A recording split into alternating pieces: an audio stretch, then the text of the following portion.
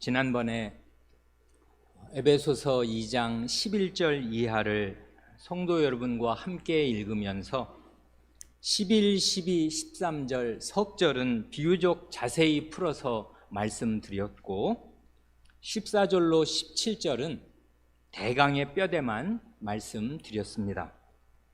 14절로 17절의 요점을 간추린다면은 그리스도께서 어떻게 우리에게 평화와 안정을 가져다 주시는가 할 때, 첫째로 그리스도 예수 그리스도 자신이 그 존재 자체로 우리의 평화이시며 평화가 되십니다.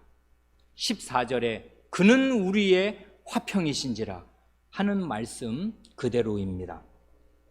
둘째로 그리스도께서 실제로 사람과 사람 사이를, 그리고 하나님과 사람 사이를 화목하게 하시는 평화와 화목의 일을 이미 이루셨습니다. 14절로 16절이 그것을 가르쳐 줍니다. 셋째로 그 일을 이루신 그 사실을 평안의 복음을 전하심으로 우리 마음에 일깨워 주시고 그래야 하여 그 평안을 실제로 누리게 하십니다. 17절 말씀이 그것을 가르칩니다. 오늘은 그 중간에 있는 그 14절로 16절의 말씀을 성도 여러분과 함께 들으려 합니다. 14절, 15절 두 절에서 바울 사도는 먼저 우리의 화평이신 그리스도께서 어떻게 뿌리 깊은 적대감을 가진 사람과 사람 사이에 실제로 화목과 평안을 이루시는가를 말씀합니다.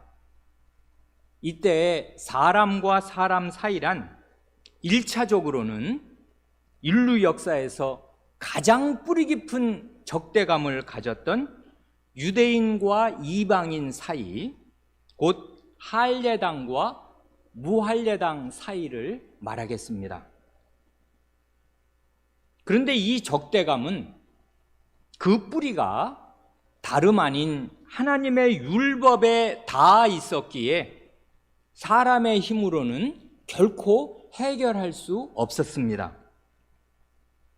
다시 말해서 하나님의 율법을 제대로 이해한 것이든 그릇되게 이해한 것이든 간에 유대인과 이방인 사이에 있었던 적대감은 하나님의 율법의 뿌리를 두고 율법과 얽혀 있었기에 인간의 힘과 지혜로는 도무지 해결할 길이 없었습니다.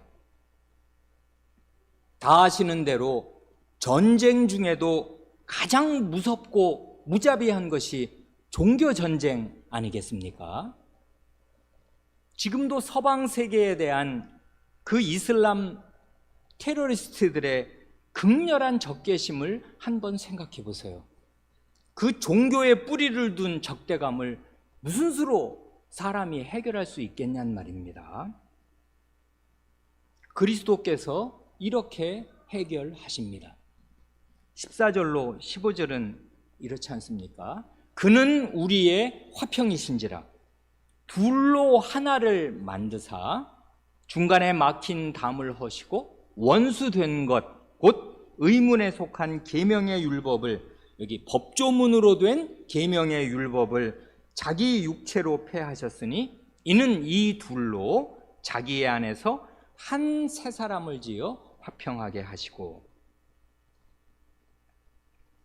바울 사도를 따르면 이 14절, 15절 말씀대로 그리스도께서 유대인과 이방인 사이에 있는 적대감을 해소하시고 화목과 평화를 이루신 방법은 크게 보면 두 가지라고 말씀드릴 수 있습니다. 하나는 무엇을 없애버리신 것이고 다른 하나는 무엇을 새로 창조하신 것입니다. 먼저 그리스도께서 없애버리신 것이 뭐냐면 중간에 막힌 담이요, 그것이 곧 원수된 것인데 그 정체는 하나님의 율법이었습니다.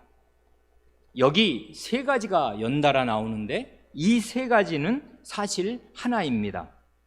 곧 유대인과 이방인 사이에 중간에 막힌 담이 있었고 그 높은 장벽 때문에 서로 원수지간이 되었는데, 그렇게 원수가 된 원인이 뭐냐 하면 율법 조문 때문이었습니다.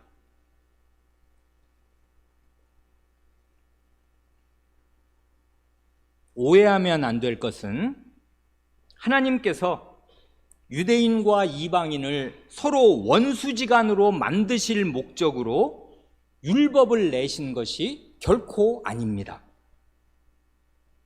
율법을 주신 목적은 이 하나님의 법, 거룩하신 하나님의 마음과 입에서 나온 이 율법을 통해서 죄인이 자기 죄를 깨닫고 하나님 앞에서 거룩하게 살아가는 법을 체득하게 하시려고 이 율법을 주셨습니다. 그렇지만은 하나님의 백성의 죄, 사람의 죄가, 그리고 사람의 무지가 얼마나 깊고 깊었던지 선한 목적으로 주신 이 율법이 목적대로 순기능만 한 것이 아니고요, 많은 역기능을 하게 된 것입니다. 세 가지 예를 대표적으로 들고자 하는데, 본문에서도 언급된 할례가 그렇습니다. 할례 때문에 유대인과 이방인이 완연하게 나뉜 것이거든요. 할례란 하나님 나라의 시초인 아브라함 때에 제정해 주신 제도인 것 우리가 다 압니다. 할례를 주신 목적은 하나님의 언약을 굳게 믿는 믿음으로 죄된 자기의 육신을 죽이고서 언약 백성다웁게 거룩하게 살도록 하시려는 것입니다.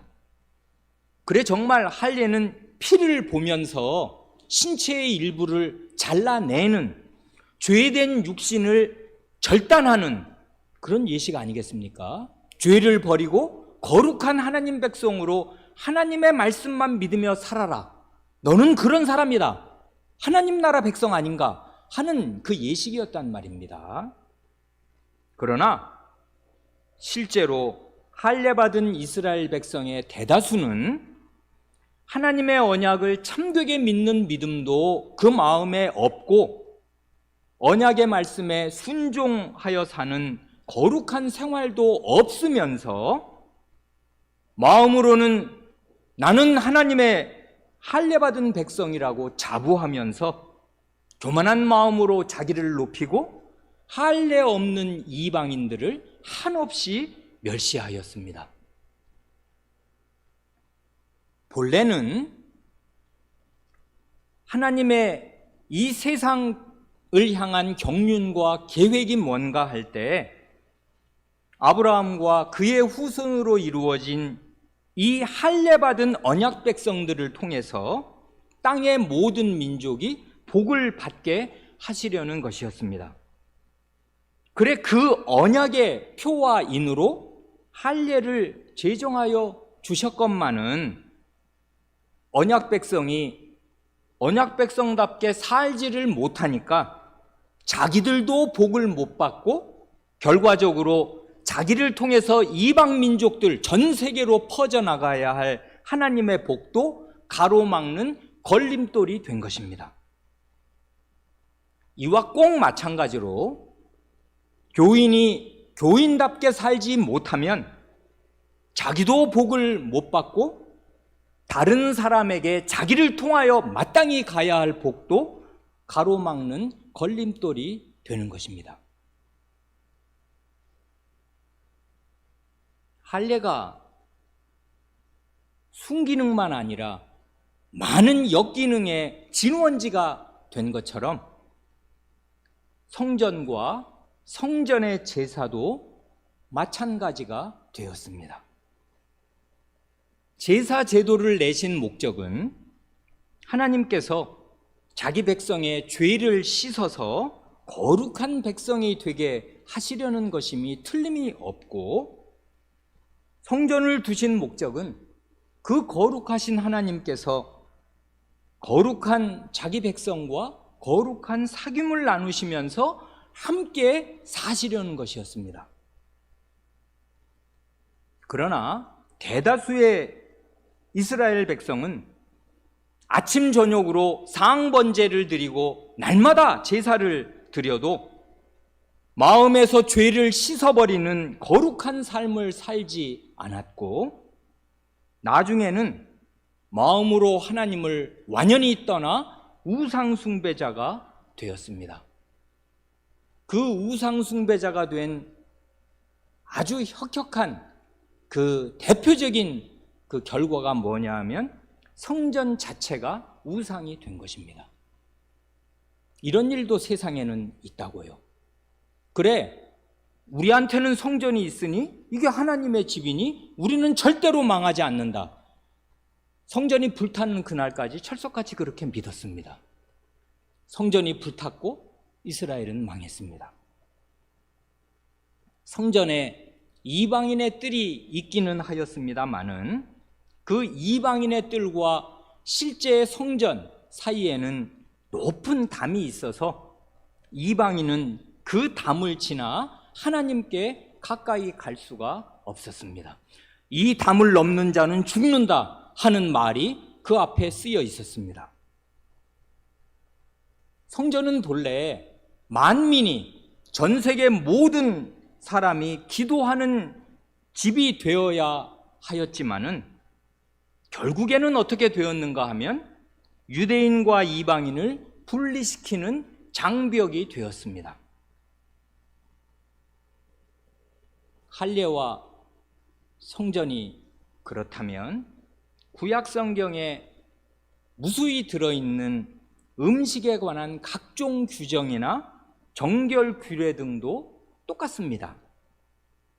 그런 규정들을 많이도 주신 하나님의 목적은 생활 속에서 거룩함에 대한 생각이 깊어지고, 하나님의 이런 규정을 두셨을 때에 얼마나 그 자신이 거룩하신 분이며 내가 그 하나님의 백성이요 하나님의 자식이니 그 하나님을 모시는 사람으로서 마음과 생활이 얼마나 거룩해야 마땅한가 하는 그 거룩함을 체득하도록, 그렇게 정결예법과 음식에 관한 먹고 사는 모든 일이 하나님의 영광이 되도록, 거룩한 삶이 되도록 하나님께서 그렇게 생활을 규율하시고 지도하셨습니다마는, 그러나 실제 구약 백성들은 손만 부지런히 씻을 뿐 마음속의 탐욕은 그대로 가지고 있었습니다.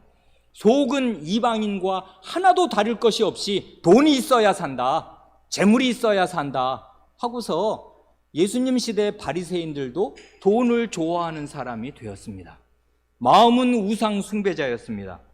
그러면서도 자기들에게 조상 대대로 물려내려와서 생활 습관이 된 그런 규례를 안 지키고 사는, 그런 규례 자체가 없는 이방인들을 한없이 경멸하였습니다. 이게 율법 조문이라고요. 그리스도께서 하신 일이 뭔가 할 때 구약 성경에 이런 모든 제도, 곧 할례며 성전이며 제사제도며 정결 규례를 포함한 모든 제도의 온전한 뜻, 참 뜻을 자기 몸으로 온전히 성취하시면서 십자가에서 자신의 몸으로 그 모든 율법 규정들을 없애버리신 것입니다.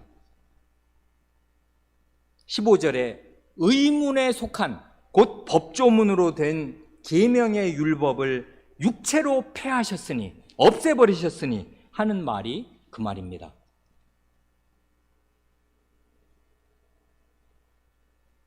그 결과 유대인과 이방인의 중간에 막혀있던 그 담을 자기 몸으로 헐어버리시고 유대인과 이방인이 서로 원수가 되게 하였던 그 적대감의 원천인 율법 조항들을 없애버리셨습니다.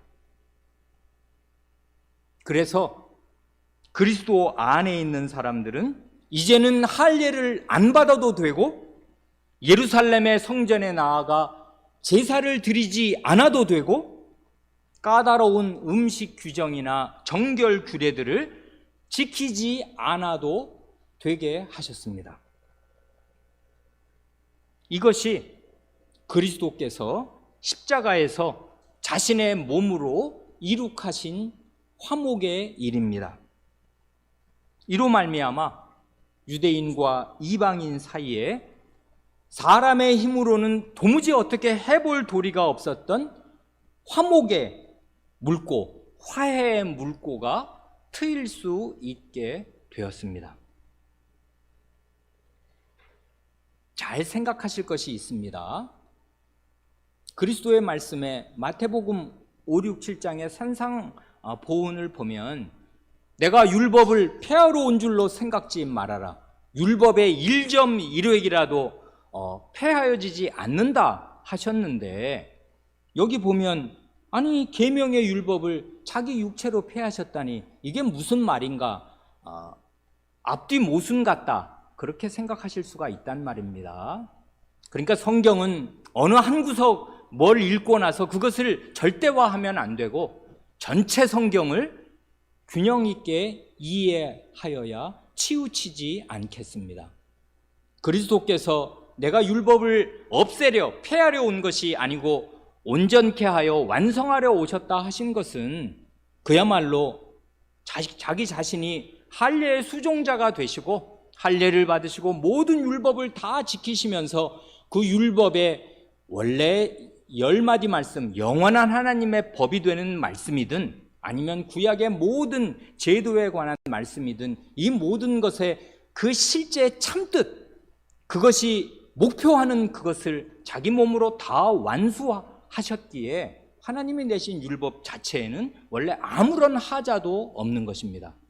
그러나 그 율법 가운데에 의식, 이런 세레모니, 이런 여러 의식들에 관한 법들이 이게 오용되고 역기능을 많이 가져서 이것이 사람과 사람 간의 장벽이 된 관계로 그리스도께서 이제 구약시대를 끝내시고 새로운 시대, 전 세계 모든 민족을 대상으로 자기 백성을 모으셔서 자기의 몸으로 삼으시는 새로운 시대를 여시는 그때에는 구약시대에 가득하였던 그런 의식법들이 그게 원래의 의미로는 말할 수 없이 중요한 것인데 그 의미들을 본인이 성취하시면서 실제 행동으로 지킬 그런 법조문으로는 효력이 없도록 하셨습니다. 그래 하나님의 말씀을 종합적으로 읽는다면 마태복음의 산상보훈과 함께 여기 에베소서 2장과 히브리서를 함께 읽어야 마땅할 것입니다. 히브리서를 보면 제사 제도가 바뀌면 반드시 율법도 바뀌어야 한다 그렇게 말씀한단 말입니다. 율법은 바뀔 것이고 바뀌었습니다.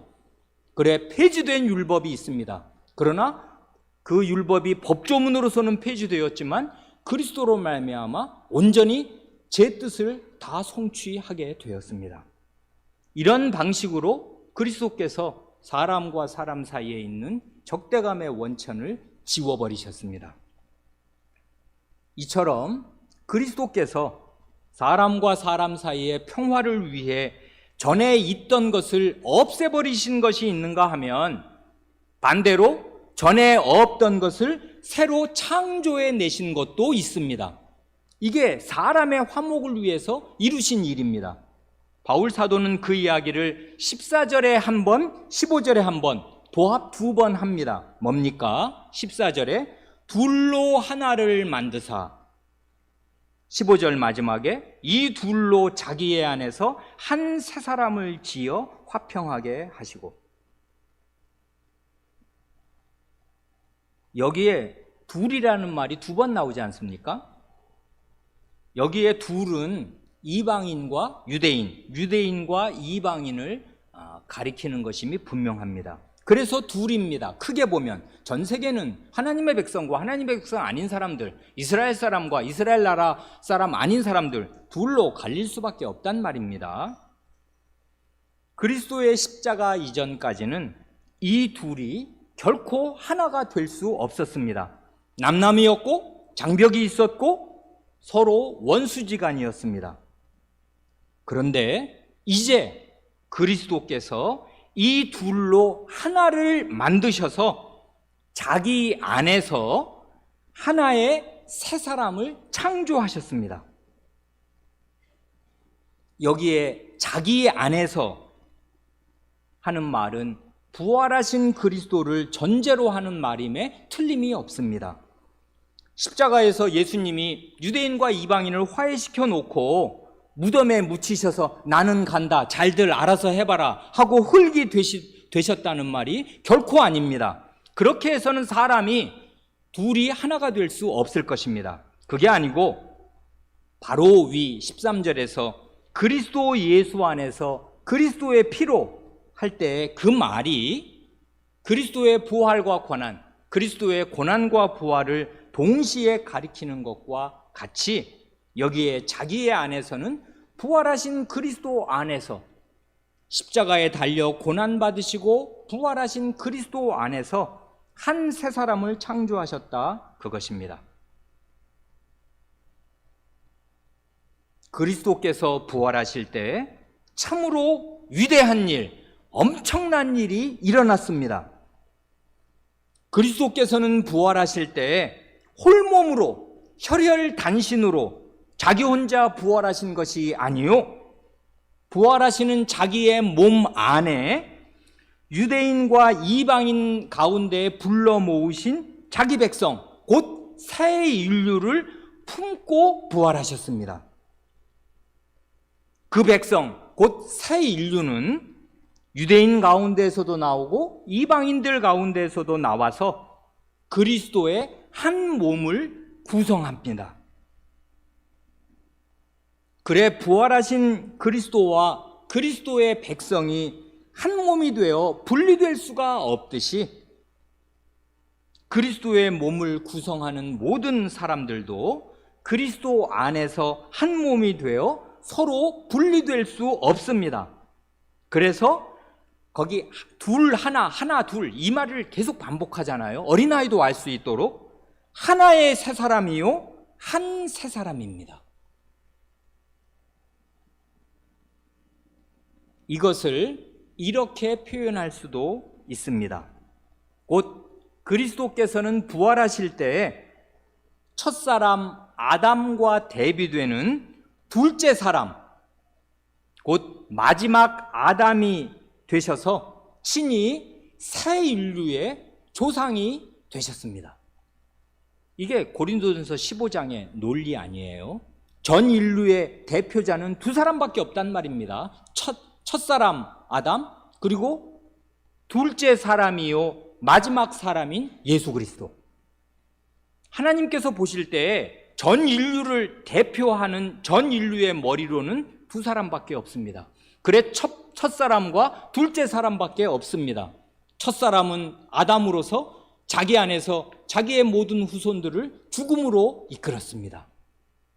이제 둘째 사람이며 그러나 셋째, 넷째 사람이 없는 마지막 아담으로서 예수 그리스도께서 오셔서 새 인류의 시조가 되셨습니다.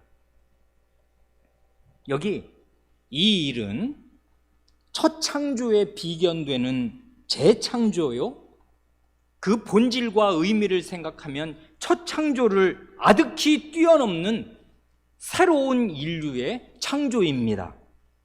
그래서 바울 사도는 여기 15절에서 한 새 사람을 지어 라고 한 것인데, 아쉽게도 우리말 번역은 지어 그러면 그 말이 너무 약해서 그 느낌이 잘 와닿지 않습니다. 15절의 지어는 창조하여 그 말입니다.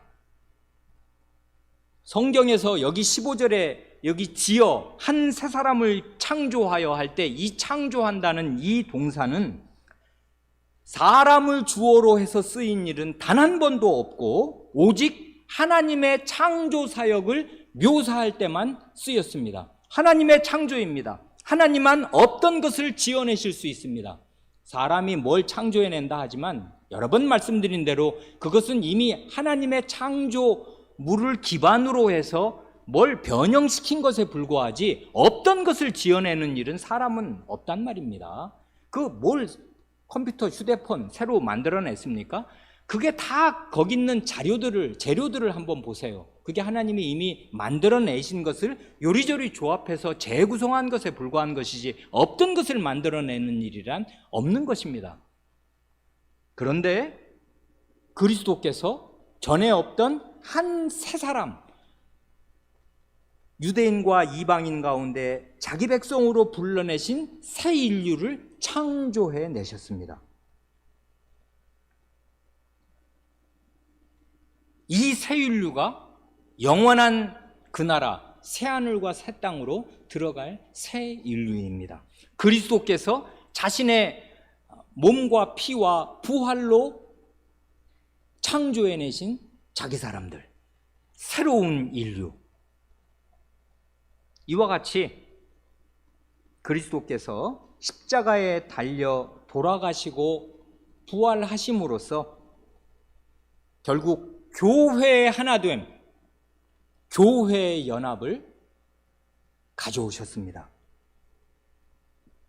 유대인과 이방인이 그리스도 안에서 한 몸을 이루고 하나로 연합하여 새 인류가 되는 바로 이 일이 그리스도께서 고난과 부활로 이루신 일입니다. 그러니 그리스도의 십자가는 단순히 개개인의 죄사함만이 아닙니다. 이것은 새 인류의 창조입니다.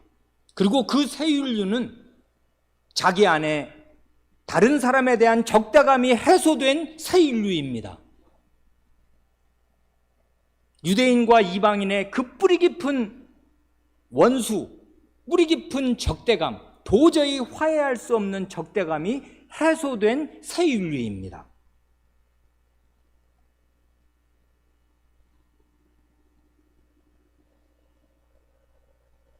그 다음 16절로 갑니다.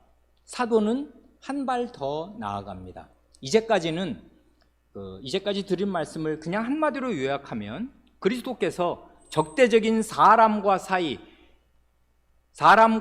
사이 뛰어넘을 수 없는 이 강력한 장벽을 가졌던 원수 사이를 화목시키시는 방법은 두 가지인데, 서로 원수가 되게 하였던 율법 조문들을 십자가 자기 육체로 없애버리시고, 그리고 십자가로, 그리고 부활로 자기 안에서 이 둘이 한 몸이 되도록 한 새로운 인류를 창조해 내신 것, 없애신 것이 있고 새로 만들어내신 것이 있단 말입니다. 그리스도께서 그럼으로써 근원적인 화해와 화목, 평화를 가져오셨습니다. 이제는 하나님과 사람 사이에 남아있는 적대감이 문제입니다. 그 이야기를 16절에서 마저 한단 말입니다. 또 십자가로 이 둘을 한 몸으로 하나님과 화목하게 하려 하심이라. 원수 된 것을 십자가로 소멸하시고, 그리스도께서 십자가에서 이루신 일은 사람과 사람 사이의 화목만이 아니었습니다. 그리스도께서 십자가에서 피 흘리실 때 사람과 하나님 사이의 화목도 이루셨습니다. 전에는 죄인과 하나님 사이에 없앨 수 없는 뿌리 깊은 적대감이 있었습니다. 죄인은 하나님께 반역하였고 하나님은 대역 죄인들에게 진노하셨습니다. 어느 왕이 역도들에게 분노를 품지 않겠습니까? 그래서 죄인이 이 땅에 사는 동안에도 시시때때로 재앙을 쏟아 부으실 뿐 아니라 이 세상에 가득한 불행과 재난과 사고와 그 모든 질병과 어려움들을 한번 생각해 보세요. 끔찍하지 않습니까? 병원에 한번 가보세요. 온 병원이 가득가득 차 있다고요. 그러니까 건강해서 돌아다닐 때는 그런 게 별로 의식이 안 되는데 한번 병원에 입원해서 가보면 병실마다 사람이 다 차 있단 말입니다. 이게 다 어떻게 된 일이냔 말입니다. 불행이 가득하고 재앙이 가득합니다. 순식간에 사람이, 멀쩡하던 사람이 사고로 불구자가 되기도 한단 말입니다. 그뿐만이 아닙니다. 덧없이 지나가 버리는 잠시 잠깐의 이 땅의 생애를 마치면 모든 죄인을 영원한 지옥불에 던지십니다. 그러니 하나님의 적대감과 하나님의 진노는 실제적인 것이고 생생한 것이지 이게 추상이 아닙니다. 죽어봐야 알 수 있는 것도 아닙니다. 그러나 부활하신 그리스도 안에서 새로운 인류가 된 사람들, 둘이 한 몸이 된, 그래서 새 인류를 구성하게 된 유대인과 이방인은 하나님과 화목하게 됩니다. 그런 새 인류에게는 하나님과 원수되었던 적대 관계가 십자가에서 소멸됩니다. 이게 하나님의 약속이고 하나님의 말씀이라고요.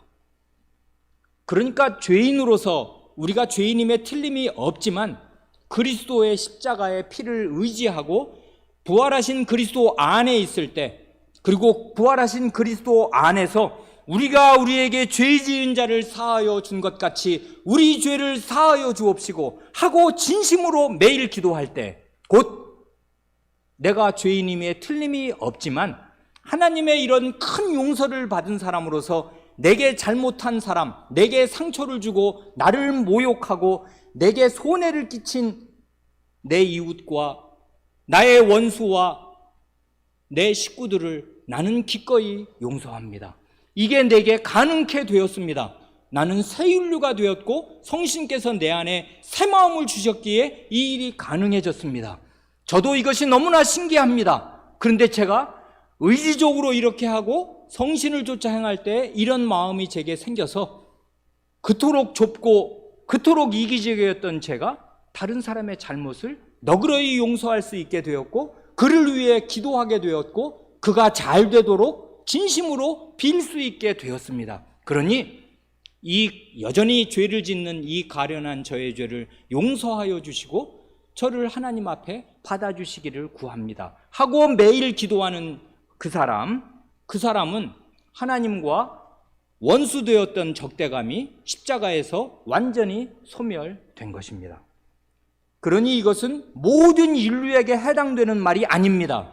원수된 것을 십자가에서 소멸하시고 할 때 그 하나님과 사람 사이에 있는 적대감은 둘이 한 몸이 된 사람들, 자기 안에 다른 사람에 대한 적대감이 해소된 사람들, 새 인류가 된 것을 생활 가운데, 마음 가운데 입증하고 사는 그 사람들, 그리스도와 하나가 될 뿐 아니라 그리스도 안에서 한 몸이 된 지체와 한 인류가 된 그 사람들, 한 몸이 된 그 사람들이 이 원수된 것이 소멸된 것을 실제로 누릴 것입니다.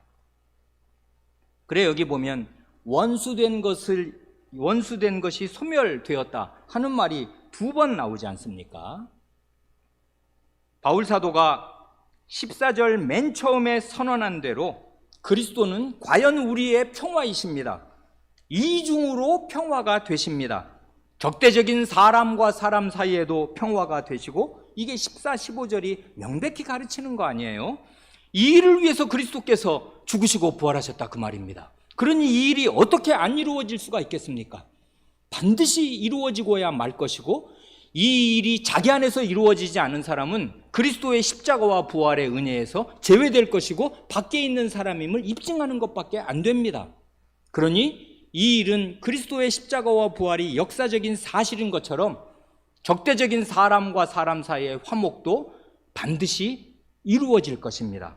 또한 그리스도께서는 적대적인 사람과 하나님 사이에 평화가 되십니다. 이게 16절이 분명히 가르쳐주는 것 아닙니까? 그래 그 원수된 것, 이제는 없어진 그 원수된 것이라는 말이 우리말 성경에는 15절에 한 번, 16절에 또 한 번 나오는데 15절에서는 그 원수된 것이라는 말이 사람과 사람 간의 원수된 것을 가리키는 것일 것이고, 16절에서는 그 원수된 것이, 원수지간이 하나님과 사람 사이에 원수지간이 된 것이 십자가에서 다 녹아내리게 되었다, 그 말입니다. 그리스도께서는 자신의 십자가와 부활로 이 이중의 평화를 가져오셨습니다. 이 이중의 평화, 사람 간의 평화, 그리고 하나님과 사람 사이의 이 평화는 오직 그리스도 안에만 존재하고 그리스도 안에 있을 때에만 누릴 수 있습니다. 그리스도 밖에 있으면 여전히 사람과 사람 사이에 시기와 미움이 있고 싸움과 전쟁이 있습니다. 어떻게 하여도 우리는 지역 감정, 민족 간의 그 불편한 감정을 해소할 수 없을 것입니다. 이 작은 한반도 얼마나 지도상에서 보면 작은데, 그나마 남북이 두 동강이 나서 북쪽과 남쪽이 얼마나 서로를 적대시하는가. 그러면 남쪽 사람은 하나로 연합되어 있는가? 한번 생각해 보세요. 선거 뒤에, 이제 내년 3월이 대통령 선거라는데, 선거 뒤에 한번 그 표에 분산된 그 색을 한번 보세요. 어떻게 나라가 4분 오열되어 있고 지역 감정에서 천년을 벗어나지 못하는가? 사람의 힘으로는 이 작은 반으로 쪼개진 반도 안에서도 결코 하나 되지 못합니다. 영원함 하나 되지 못합니다. 죄인은 늘 이렇게 자기와 남을 나눈다고요. 그리고 서로 원수시합니다. 같은 나라, 같은 조상 아래에 있는 동포들끼리도 이러니 우리나라 사람이 어떻게 일본 사람을 좋아하며 중국 사람과 평화롭게 지내겠으며 러시아 사람들과 어떻게 평화롭게 지내겠습니까? 사람은 안 된다고요. 이게 죄인은 안 됩니다. 그리스도 안에 있을 때에만, 그게 일본 사람이든 그게 북한 사람이든 그게 러시아 사람이든 중국 사람이든 상관이 없이 화목을 이루게 됩니다. 그게 나의 형제고 새 인류거든요. 그리스도 안에서 그 마음에 있는 근원적인 적대감을 십자가로 소멸시켜 주시고 그와 나를 한 몸으로 자기와 연합시키셨으므로 그리스도 안에서 다른 사람을 바라보는 사람, 그러니까 이 말은 결국 그 사람과 나 사이에는, 그게 부부든 부모 자식이든 다른 사람이든 간에 그 사람과 나 사이에 그리스도가 계셔야 합니다. 이걸 그렇게 시각적으로 표현하려니까 이렇게 표현하는 것이지, 그리스도 안에 있어야 합니다. 그 사람과 나 사이에 그리스도가 계시지 않으면 부부 사이 깨어집니다. 하나 되지 못해요. 여러분의 가정생활을 한번 보세요. 그게 하나가 잘 되나? 안 된단 말입니다. 그리스도가 그 사람과 사람 사이에 물러나 계시기 때문에 그래요. 그리스도 안에 있을 때에만 사람과 사람 간에 화목이 있겠습니다. 그리스도 안에 있을 때에만 사람과 하나님 사이에 화목이 있겠습니다. 그리스도 밖에 있으면 사람 간의 화목이란 영원히 없는 것이고 사람과 하나님 사이에도 적대감이 영원히 없어지지 않을 것입니다. 그러나 그리스도 안에는 평화가 있습니다. 사람과 사람 사이에, 그리고 하나님과 사람 사이에 이중의 평화가 있습니다. 이제 마지막으로 한마디 말씀을 마저 드리고 오늘 말씀을 마치려고 합니다. 그리스도께서 이루신 이 평화는 시제로 말한다면 이미 이루어졌고 지금도 이루어져 가고 있으며 장차 그 평화의 나라, 그 안식의 나라에서 완전하게 이루어질 것입니다. 이 세 시제를 잘 이해하시는 것이 도움이 될 것입니다. 이것은 마치 우리의 구원이 그리스도 안에서 이미 이루어졌지만 지금도 구원이 이루어져 가고 있으며 장차 새하늘과 새 땅에서 완전하게 이루어질 것과 마찬가지입니다. 구원에 과거, 현재, 미래 세 시제가 동시에 들어있다 그 말입니다. 이게 뭘 의미하는가 하면 다시 말씀드리면 우리가 하나님의 은혜로 이미 구원을 받은 것이 사실이지만 동시에 이 땅에 사는 동안에 힘써서 우리에게 주신 구원을 이루고 사는 것이 우리의 과제인 것도 사실입니다.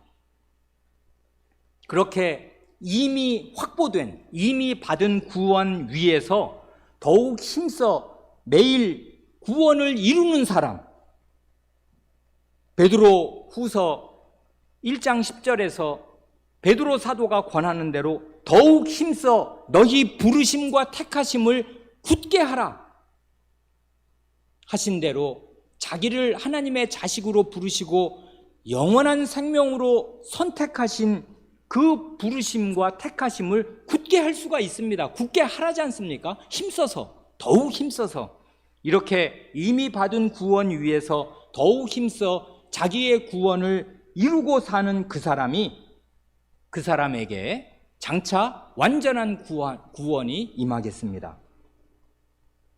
이와 꼭 마찬가지로 우리는 그리스도의 은혜로 이미 평화를 얻었고 그리고 평화의 기반을 완전히 확보하였습니다. 그러나 그렇게 이미 얻은 그 평화의 기반 위에서 이 세상에 사는 동안에 모든 사람으로 더불어 화평하기를 힘써야 마땅합니다. 이게 우리가 예전에 살펴본 히브리서 12장 14절 모든 사람으로 더불어 화평함과 거룩함을 힘쓰라 이것이 없이는 아무도 주를 보지 못하리라 하신 말씀의 뜻 아니겠습니까? 두 가지인데 거룩함을 힘써야 될 뿐 아니라 모든 사람으로 더불어 평화롭게 지내기를 힘써야 합니다. 그래 하나님의 백성은 어떤 사람인가 하면 화평케 하는 자입니다.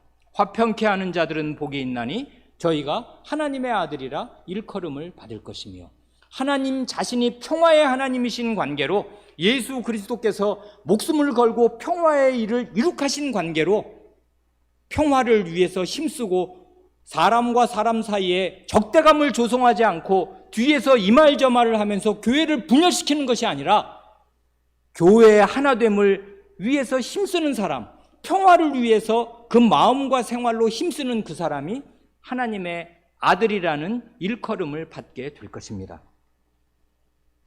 그와 마찬가지로 하나님과 화목하기를 힘쓰라는 것이 우리의 과제이기도 합니다. 고린도후서 5장 20절에 너희는 하나님과 화목하기를 힘쓰라 한단 말입니다. 이건 이미 그리스도께서 원수된 것을 십자가에서 소멸하셨기에 이런 명령이 가능하고 이렇게 하려면 할 수 있게 된 것입니다. 이게 그리스도 없이는 무슨 수로 죄인이 하나님과 화목을 하겠습니까? 대역죄인이 하나님 앞에 나아가면 그 자체로 체포고 죽음 아니겠습니까? 그러나 십자가로 원수된 것이 소멸되었기에 이제는 우리는 사람과 사람 간에 화목하기를 힘써야 할 뿐 아니라 하나님과도 화목하게 지내기를, 하나님이 죄를 미워하시니까 그 죄를 버리면서 거룩하게 살아 하나님과 화목을 누리기를 힘써야 할 것입니다. 그러니까 이미 그리스도께서 2000년 전에 오늘 우리에게는, 그리고 이 에베소서를 읽는 1차 독자들에게는 몇십 년 전에, 몇 년 전에 그리스도께서 이루신 일이 있단 말입니다. 십자가에서 그 이루신 일을 기반으로, 그 화평의 일, 평화의 일을 기반으로 해서 오늘 매일의 생활, 이 땅에 사는 동안에 평화와 구원의 일을 힘쓸 일이 있습니다. 그렇게 하는 신자들에게 장차 영원하고 완전한 평화가 임하겠습니다. 이 땅에서는 이렇게 저렇게 애써야 할 일이 여전히 남아있는 관계로 우리가 때때로 마음의 큰 평안과 사람 간의 화해와 화목을 맛보지만 온전하게 맛보지는 못하겠습니다. 그러니 우리에게 완전히 임할 영원한 구원과 완전한 구원, 영원한 평화와 완전한 평화는 우리에게 소망의 영역으로 남아있는 것이 사실입니다. 이미 평화를 얻었고 지금 평화를 위해서 힘쓰는 그 사람이 장차 그 영원하고 완전한 평화를 100% 누리겠습니다. 이것이 하나님의 약속입니다. 이 말씀을 믿으시고 오늘 평화의 일, 화목의 일에 힘쓰고 사시기 바랍니다. 기도드리시겠습니다.